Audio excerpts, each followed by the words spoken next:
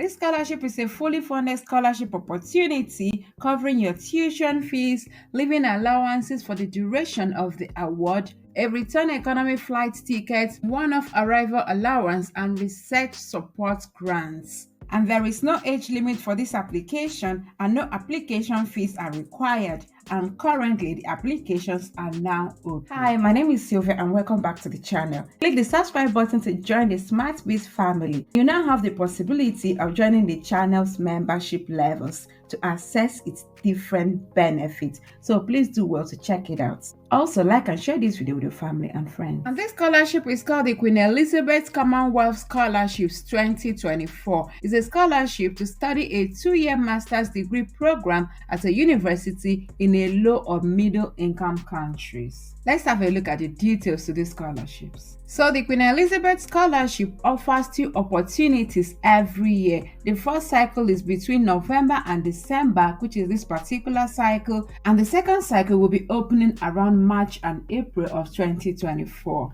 And the scholarship covers your tuition fees, living allowance, return economy flight to your country, a one-off arrival allowance, and a research support grant. And the applications are already open and will be closing on the 10th of January 2024. To send in your application, you need to go through the list of the countries and universities that are eligible for this scholarship for this particular cycle. And you visit the relevant university website for more information. You complete the application of the chosen university's course, and then you submit your application at the chosen university for your admission. We're going to go through all of this. And you are eligible for this scholarship if your country is among the Commonwealth member countries.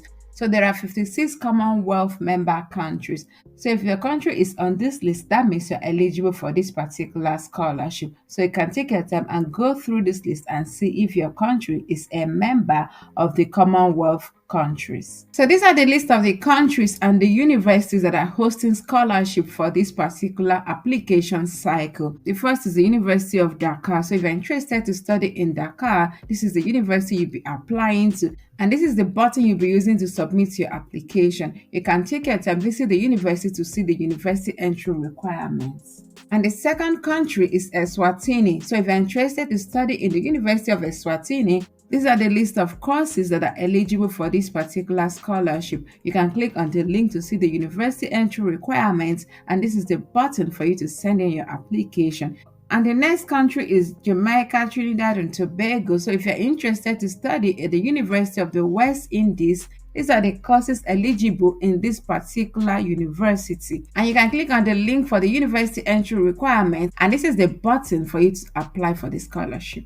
Likewise, if you're interested to study in Kenya, you'll be studying at the Technical University of Kenya in the below listed courses. So these are the eligible programs for this particular scholarship.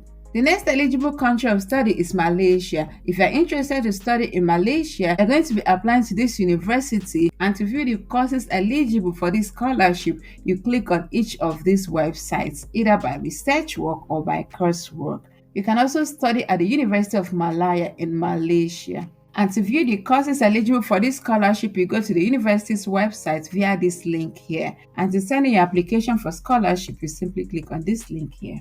The next eligible country is Pakistan, and this is the university you'll be studying in, and these are the list of the eligible programs available for this scholarship. And the next eligible country is Tanzania. If you want to study in Tanzania, you're going to be studying at the State University of Zanzibar in these following eligible courses, and this is the link to submit your application. And the last eligible country for this scholarship in this cycle is Uganda. And in Uganda, you'll be studying in this university, Makerere University, in these 3 listed eligible programs. And this is the button to send in your scholarship application. And when I click on this apply for the scholarship, it brings me to this portal here. Basically, you're going to be logging in with your email and password, but before you do so, you click on get started to create an account. Otherwise, you can also use login using this particular link, ACUSSO, in case this particular link doesn't work for you. There are a few important things you have to note. Regarding the application form, it will consist of the following sections. The first, which is the eligibility check. The second is your personal details.